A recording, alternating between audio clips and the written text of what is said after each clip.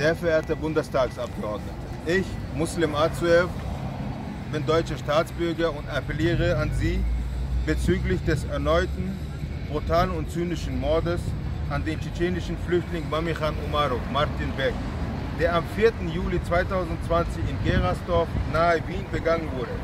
Dieser Mord, der zweifellos ein Auftragsmord ist, ergänzt die traurige Liste von tschetschenischen Opfern, die durch Auftragsmorde ums Leben gekommen sind.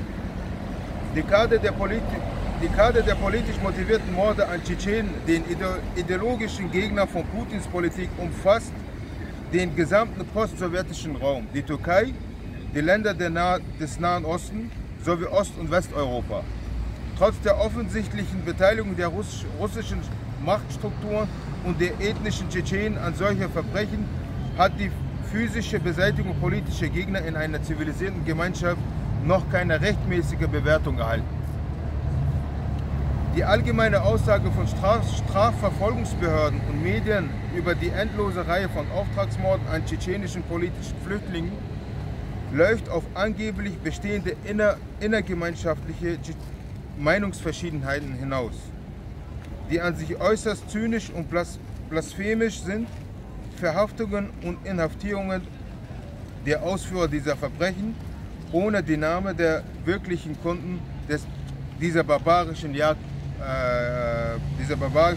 preiszugeben, die heute auf den Straßen von zivilisierten Ländern stattfinden, können die blutige Orgie der Straflosigkeit nicht aufhalten.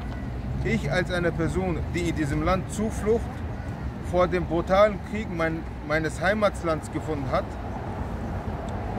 habe Angst um mich selbst, um meine Familienmitglieder sowie um meine Landsleute, die durch den Willen des Schicksals in Exil gekommen sind.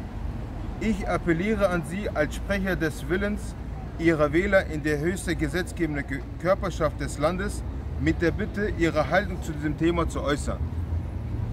Die geschilderten Tatbestände sind dringend darauf angewiesen, dass Sie zeitnah eine angemessene Aufmerksamkeit bekommen.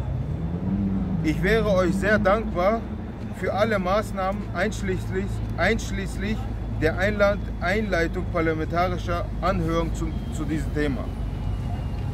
20. September 2020, Berlin. Danke für Ihre Aufmerksamkeit.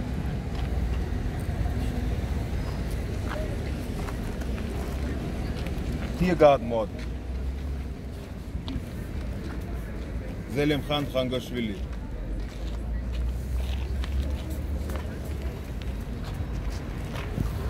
Amina Akuyeva, Ukraine.